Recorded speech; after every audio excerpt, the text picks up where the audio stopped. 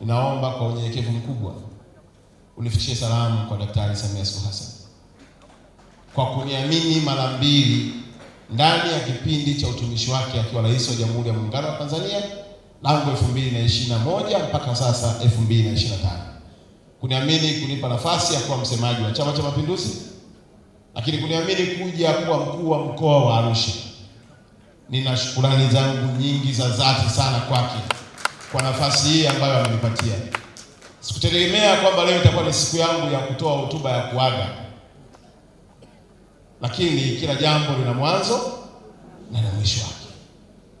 Ninamshukuru kwa sababu aliniamini katikati ya watu wengi ambao walikuwa na minong'ono mingi na wenye nguvu nyingi ya kutaka kukandamiza, kwa sababu nami nimepita kwenye mapambano makubwa. Kupigania haki ya watoto wasiumizwe na madawa ya kulevya sio jambo dogo. Kulinda watoto wasiingie kwenye ushoga na usagaji sio jambo dogo. Wenye nguvu walipambana, lakini Daktari Samia Suluhu Hassan akaziba masikio.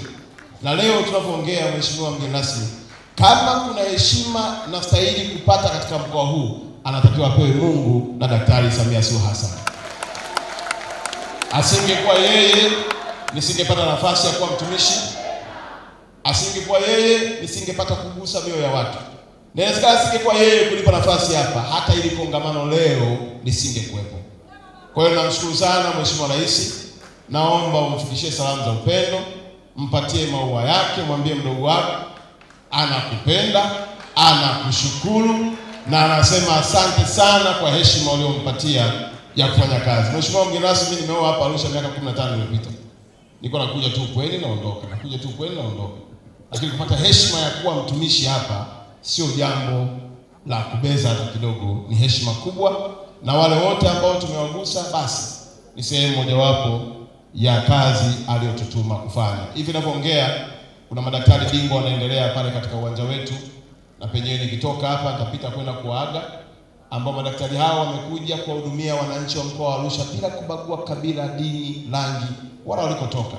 Na jana tumehudumia wananchi 1600 na leo tunaendelea kwa siku 7, na nimeongea na mdogo wangu Kena, ni mkuu wetu wa mkoa mpya wa Arusha, ya kwamba aje ni mkabidhi aendelee na kazi ya kuwahudumia wananchi.